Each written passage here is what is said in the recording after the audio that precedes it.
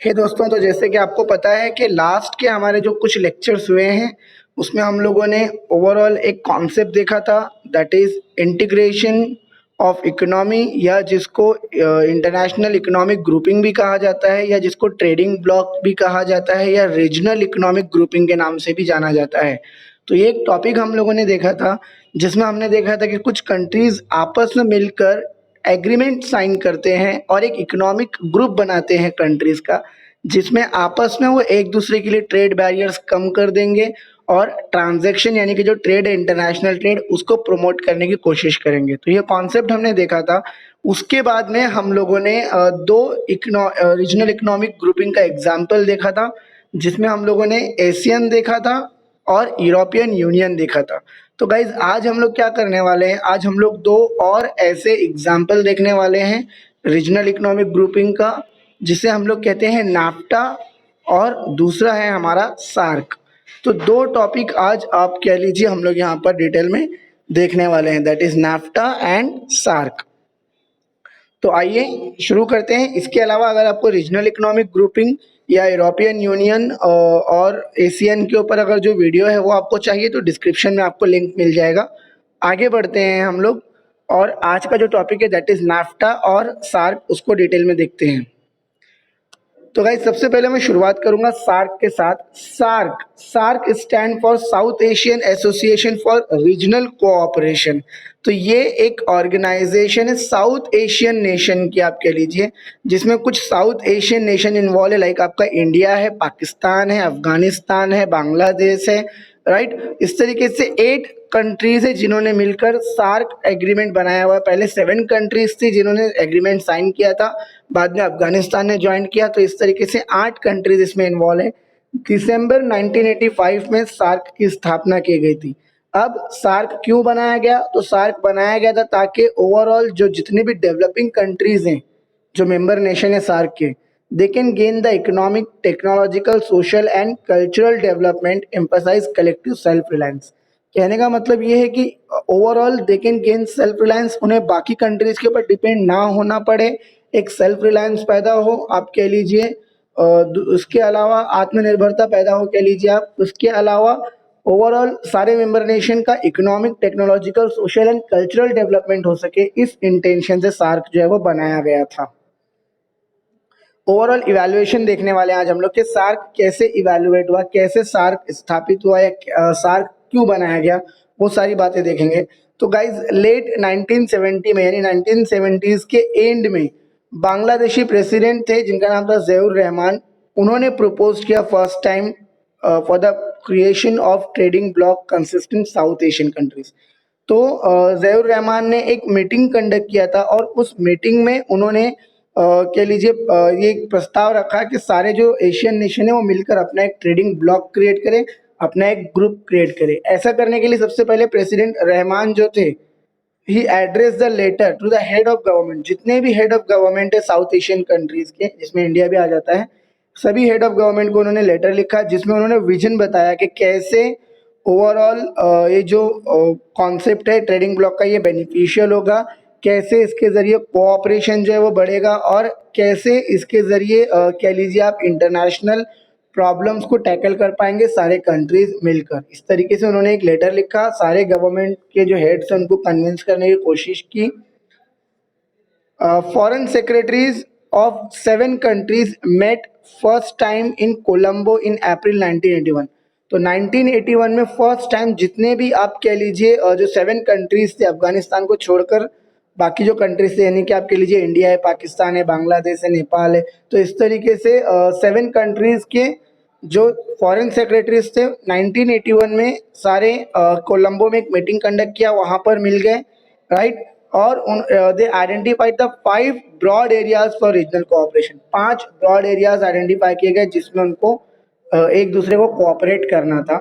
इसके बाद में आप कह लीजिए अल्टीमेटली इस मीटिंग के बाद में 1980 में जो मीटिंग हुआ कोलंबो में, उसके बाद में बहुत सारी मीटिंग कंडक्ट की गई, जिसमें काठमांडू में 1981 में एक मीटिंग कंडक्ट की गई, इस्लामाबाद में 1982 में एक मीटिंग कंडक्ट की, 1983 में इंडिया में, जुलाई 1983 में इंडिया दिल्ली में एक मीटिंग कंडक्ट की गई रीजनल कोऑपरेशन के लिए, आप कह लीजिए। आफ्टर दैट 1983 तक सारे जो मीटिंग्स है वो कंडक्ट होते गए। उसके बाद में फाइनली आप कह लीजिए 1983 में जो फॉरेन मिनिस्टर्स हैं उन्होंने मीटिंग कंडक्ट किया, वह they adopted declaration of South Asian regional cooperation. 1983 में इन्होंने डिसाइड किया कि यस अब हम लोगों को क्या करना है कि जो एक ग्रुप होता है साउथ जो हमारे रीजनल एशियन कंट्रीज हैं उनके कोऑपरेशन के लिए एक Asian regional cooperation, south Asian regional cooperation यानी सार्क के नाम से हम लोगों को एक जो इंस्टीट्यूशन है वो स्टार्ट करना है, एक ग्रुपिंग जो है वो स्टार्ट करना है। फाइनली फर्स्ट सार्क समिट जो है वो 7-8 दिसंबर 1985 में ढाका में की गई, जिसमें सारे हेड ऑफ गवर्नमेंट्स जो है प्रेजेंट थे। सारे हेड ऑफ गवर्नमेंट्स ने मिलकर फाइनली आप कह लीजिए एशियन ऑफ रीजनल कोऑपरेशन यानी सार्क की बुनियाद रखी। तो जो सार्क 1985 में बना है, आप कह लीजिए 70s के बाद ही ओवरऑल उसके स्थापित करने की जो चर्चाएं हैं वो चालू हो गई थी, लेकिन फाइनल जो स्थापना हुई वो ही 1985 में। अब बात ये आती है कि सर बनाया तो गया लेकिन क्यों बनाया गया, what was the objective, SAARC बनाने के पीछे रीजन क्या था। तो याद रखिए सार्क बनाया गया था for the promoting of welfare of South Asian people and improve the quality of life. जितने भी साउथ एशियन पीपल है यानी कि जो साउथ एशियन कंट्रीज के सिटीजन्स हैं उनकी लाइफ की क्वालिटी को इम्प्रूव करने के लिए, ओवरऑल वेलफेयर प्रमोट करने के लिए सार्क जो है वो बनाया गया था। Beside this it was to accelerate economic growth, social progress and cultural development in the region, and to provide overall individual the opportunity to live in dignity and realize their full potential। तो guys जो भी आपके individuals थे आप कह लीजिए उन individuals को अपॉर्चुनिटीज प्रोवाइड करने के लिए और उनके सोशल और cultural economic growth, social cultural progress purpose के लिए अल्टीमेटली ये इंस्टीट्यूशन बनाया गया था। इसके अलावा strengthen and promote the collective and self reliance among the countries. क्या कहा गया, देखिए दो वर्ड यूज किया गया, कलेक्टिव, सेल्फ रिलायंस। मतलब कहने का मतलब क्या है कि जो कंट्रीज है ये आपस में एक दूसरे पर निर्भर है तो ठीक है, बट किसी और मेंबर ने जो नॉन मेंबर नेशन है उनके ऊपर इनकी जो निर्भरता है उसको कम करने की कोशिश की गई। सेल्फ रिलायंस यानी आत्मनिर्भरता जो होती है, जैसे मोदी जी ने भी रिसेंटली कहा है, आपने सुना होगा आत्मनिर्भर भारत। तो इस तरीके से आत्मनिर्भर साउथ इंडियन कंट्रीज के आप कह लीजिए साउथ इंडियन कंट्रीज बनाने के लिए, साउथ एशियन कंट्रीज बनाने के लिए ओवरऑल शुरुआत की गई थी। तो जितने भी साउथ एशियन नेशन है उनको सेल्फ रिलायंस क्रिएट करने के लिए सार्क जो है वो क्रिएट किया गया था। Beside this, to contribute to mutual trust, understanding and appreciation of one another's problem। Guys देखिए जितने भी वर्ल्ड है, वर्ल्ड में जितनी भी कंट्रीज है, हर एक कंट्री को कोई ना कोई प्रॉब्लम है। अब होता क्या है कि मेनी अ टाइम मेरे कंट्री का जो प्रॉब्लम है वो मैं तो नहीं सॉल्व कर पा रहा हूँ, बट शायद आप सॉल्व कर पाओ। तो ओवरऑल जब सार्क बनाया गया तो इसी इंटेंशन से बनाया गया था कि there should be mutual trust और अंडरस्टैंडिंग, जिसके बेस पर हर एक कंट्री दूसरे कंट्री के प्रॉब्लम को और खुद के प्रॉब्लम को सॉल्व करने की कोशिश करेगा। तो दोस्तों दिस वाज द ऑब्जेक्टिव्स। कुछ और ऑब्जेक्टिव्स है जैसे कि आप कह लीजिए active collaboration and mutual assistance in the economic, social, cultural, technical and scientific field. तो जितने भी हम लोगों ने बात की, चाहे वो फील्ड इकोनॉमिक की हो, सोशल फील्ड हो, कल्चरल हो, टेक्निकल हो या साइंटिफिक फील्ड हो, एक दूसरे के साथ में एक दूसरे को म्यूचुअल असिस्टेंस प्रोवाइड करके कह लीजिए आप एक दूसरे के साथ कोलैबोरेशन करते हुए इन एक्टिविटीज को प्रमोट करना, डेवलप करना, इस पर्पज से सार्क बनाया गया था। The another special purpose was strengthening the cooperation. जितने भी आप कह लीजिए जो डेवलपिंग कंट्रीज हैं उनके बीच में एक सेंस ऑफ कोऑपरेशन क्रिएट करने के लिए बनाया गया था। आपसी जो तालमेल है, आपसी जो आप कह लीजिए एक दूसरे को मदद करने की भावना है उसको बढ़ाने के लिए बनाया गया था। Beside this strengthening the cooperation among themself in international forums on the matter of common interest. इसके अलावा अभी एक सिंपल एग्जांपल देकर बताता हूँ मैं। ये जो कहा गया strengthening the cooperation among themself in international forum, कहने का मतलब क्या है आसान भाषा में, to create collective bargaining. Collective bargaining के इंटेंशन से आप कह लीजिए ये बनाया गया था। कहने का मतलब क्या है कि जब एक एग्जांपल दे रहा हूँ मैं आपको, मान लीजिए कि यूएस में यूएस अगर नेपाल के साथ में अगर कोई ज्यादती कर रहा है या नेपाल को अगर यूएस हानि पहुंचाने की कोशिश कर रहा है, तो बाकी जो कंट्रीज है सार्क के वो यूएस के साथ में बार्गेन करेंगे, वो यूएस को वो वहां पर वर्ल्ड फोरम जो है, लाइक मान लीजिए डब्ल्यूटीओ एक वर्ल्ड फोरम है, तो वर्ल्ड फोरम में नेपाल को साथ देंगे, बाकी जो एशियन कंट्रीज है वो भी नेपाल का वहां पर साथ देंगे। तो इस तरीके से आप कह लीजिए कि जो कॉमन इंटरेस्ट है उसके लिए आपस में मिलकर आप कह लीजिए एक साथ आकर वर्ल्ड फोरम में या इंटरनेशनल फोरम में डील करने के लिए ऑर्गेनाइजेशन बनाया गया था। इसके अलावा cooperation with international and regional organisation with a similar purpose. Guys जो भी दूसरी रीजनल ऑर्गेनाइजेशन है, लाइक मान लीजिए अगर आपका नाफ्टा है या मान लीजिए यूरोपियन यूनियन है, तो उनके साथ में जब सार्क डील करेगा या सार्क का कोई भी मेंबर नेशन डील करेगा, तो बाकी सब लोग एक दूसरे को कोऑपरेट करेंगे, इस इंटेंशन से सार्क जो है वो बनाया गया था। गाइस सार्क जब हम लोग पढ़ते हैं तो हमको दो एग्रीमेंट पढ़ने होते हैं सार्क के, जिसमें एक आता है South Asian preferential trade agreement और एक आता है South Asian free trade agreement. South Asian preferential trade agreement जिसको साफ्टा कहा जाता है, और south Asian free trade agreement जिसको साफ्टा कहा जाता है, ये दो एग्रीमेंट हमको पढ़ने होते हैं। तो 11 अप्रैल 1993 को सार्क में साप्टा नाम से एक एग्रीमेंट साइन किया गया, जिसे कहा गया south Asian preferential trade agreement. सारे मेंबर नेशन ने यह एग्रीमेंट साइन किया। इस एग्रीमेंट के अंडर में क्या कहा गया है कि जब भी ट्रांजैक्शन होगा, जब भी ट्रेड होगा, कंट्रीज आपस में एक दूसरे को पहले प्रेफरेंस देंगे। पहला प्रेफरेंस लाइक मान लीजिए अगर इंडिया अगर कोई प्रोडक्ट अगर खरीद रहा है, तो पहले वो सार्क मेंबर नेशन को अप्रोच करेगा, अगर उनके पास नहीं है तो अदर कंट्री जो है वो उनसे खरीदेगा, similarly for the purpose of sale also. तो क्या कहा गया कि अल्टीमेटली ये जो एग्रीमेंट साइन किया गया, इस was to promote and sustain the mutual trade, और इकोनॉमिक कोऑपरेशन को क्रिएट करने के लिए, सस्टेन करने के लिए, डेवलप करने के लिए ये जो एग्रीमेंट है वो साइन किया गया था।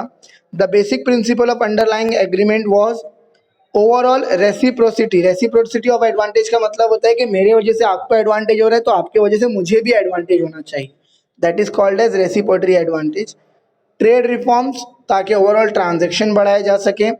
इसके अलावा preferential measures in favour of least develop contracting state. Guys ऐसी कंट्रीज जो डेवलप कम हैं, तो उनको प्रमोट करने के लिए अल्टीमेटली एग्रीमेंट साइन किया गया था।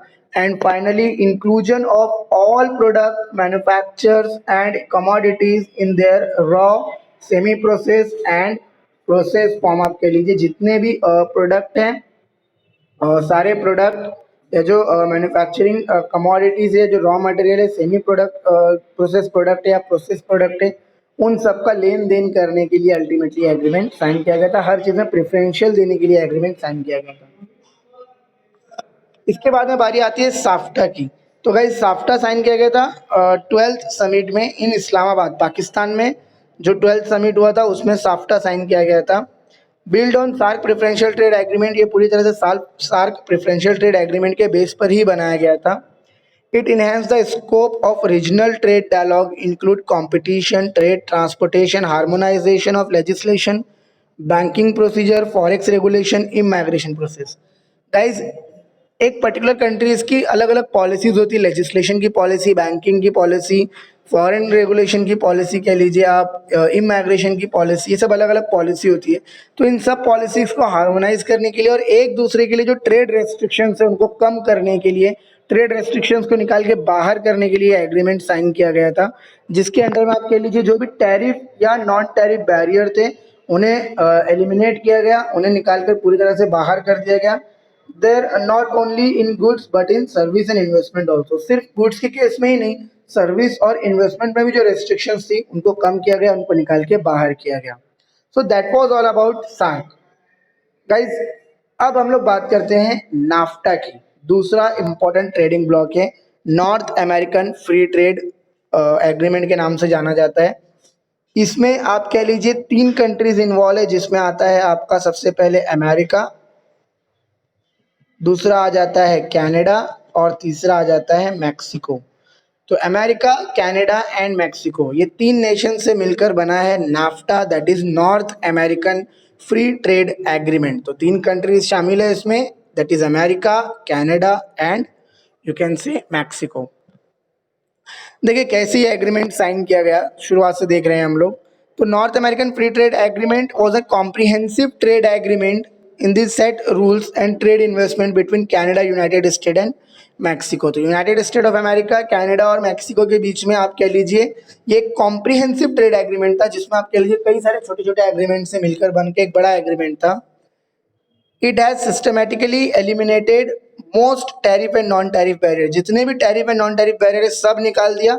पूरी तरह से फ्री ट्रेड एंड इन्वेस्टमेंट, जो तीनों नेशन है उनके बीच में पूरी तरह से फ्री ट्रेड और इन्वेस्टमेंट जो है वो इस्टेब्लिश किया। Guys this was establish in 1 January 1994। Again जैसे कि मैंने बताया 3 मेंबर नेशन है, Mexico, Canada and United state. Official language English भी है, फ्रेंच भी है और स्पेनिश भी है। इसके सेक्रेटरीट्स की बात करूं तो इसमें आ जाते हैं Mexico City, Ottawa, Washington DC. Ottawa is from Canada.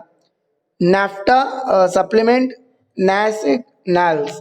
Guys ये NACEC, NAALC, ये अल्टीमेटली 2 छोटे एग्रीमेंट्स है जो अल्टीमेटली नाफ्टा के अंडर में आते हैं। आगे हम लोग इसको डिटेल में देखेंगे। फिलहाल अगेन नाफ्टा के ऑब्जेक्टिव क्या थे गाइस? सार के ऑब्जेक्टिव अगर आपने अच्छे तरीके से पढ़े हैं तो नाफ्टा के ऑब्जेक्टिव भी आप अच्छे तरीके से लिख सकते हो।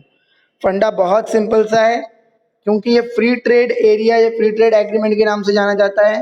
It was to eliminate trade barrier, और जो भी क्रॉस बॉर्डर मूवमेंट है गुड्स एंड सर्विसेज का, उसको इजी करने के लिए, फैसिलिटेट करने के लिए बनाया गया था, ताकि ट्रेड बैरियर कम हो और गुड्स का जो मूवमेंट है, क्रॉस बॉर्डर मूवमेंट एरिया एक देश से दूसरे देश, वो आसान हो सके।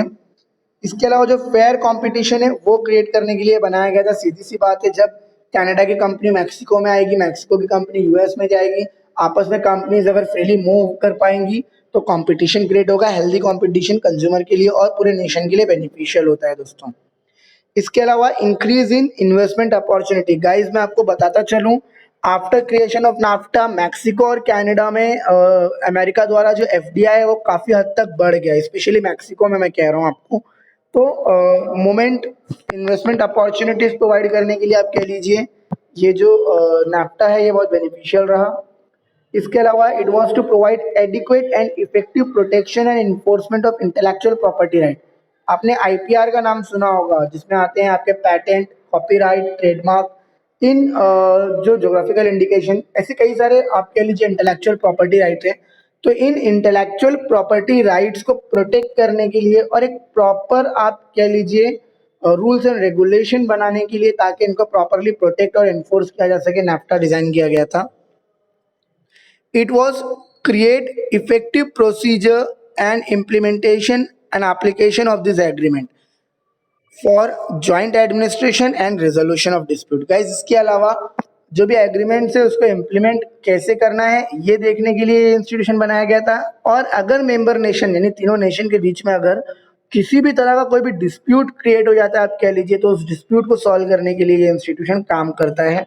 साथ ही साथ it was to establish a framework for trilateral, regional and multilateral cooperation to expand, enhance and benefit of the agreement. मेरी बात ध्यान से सुनिए आप। ट्रीलैटरल का मतलब होता है 3 कंट्रीज जिसमें इन्वॉल्व है। मल्टीलैटरल का मतलब होता है जिसमें बहुत सारे कंट्री इन्वॉल्व है। तो यानी कि ट्रीलैटरल यानी जो ये 3 कंट्रीज है उनका इम्प्रूवमेंट, जो रीजनल कंट्रीज है उनका इम्प्रूवमेंट, और ओवरऑल पूरे देश के साथ में कोऑपरेट करने के लिए एग्रीमेंट साइन किया गया था। तो guys that was all about. अब मेरी बात सुनिए आप, अगर आपको एग्जाम में ये क्वेश्चन आता है शॉर्ट नोट के लिए तो आप इतना इनफ हो जाएगा लिखना। बट अगर आपको ये आंसर अगर बड़े आंसर के लिए पूछता है, लॉन्ग आंसर के लिए पूछता है, तो वहाँ आपको इसमें थोड़े से पॉइंट्स और ऐड करने पड़ जाएंगे। तो आपने ओवरऑल ट्रेडिंग ब्लॉक के जो हम लोगों ने बेनिफिट देखे थे, बेनिफिट ऑफ ट्रेडिंग ब्लॉक हमने देखा था, आपको डिस्क्रिप्शन में लिंक मिल जाएगा, तो वो आप इसमें ऐड कर सकते हो। इसके बेनिफिट में 60 के बेनिफिट में भी आपको ऐड कर सकते हो। तो अगर आपको ये इंडिविजुअल पॉइंट पूछता है, शॉर्ट नोट में पूछता है तो इनफ है। बट अगर आपको लॉन्ग आंसर के लिए पूछा है तो आपको इसके बेनिफिट लिखने होंगे, जो हम लोगों ने दूसरे वीडियो में ऑलरेडी एक्सप्लेन किया हुआ है। डिस्क्रिप्शन में आपको लिंक मिल जाएगा। तो दोस्तों आज के लिए इतना ही। Thank you, have a great day.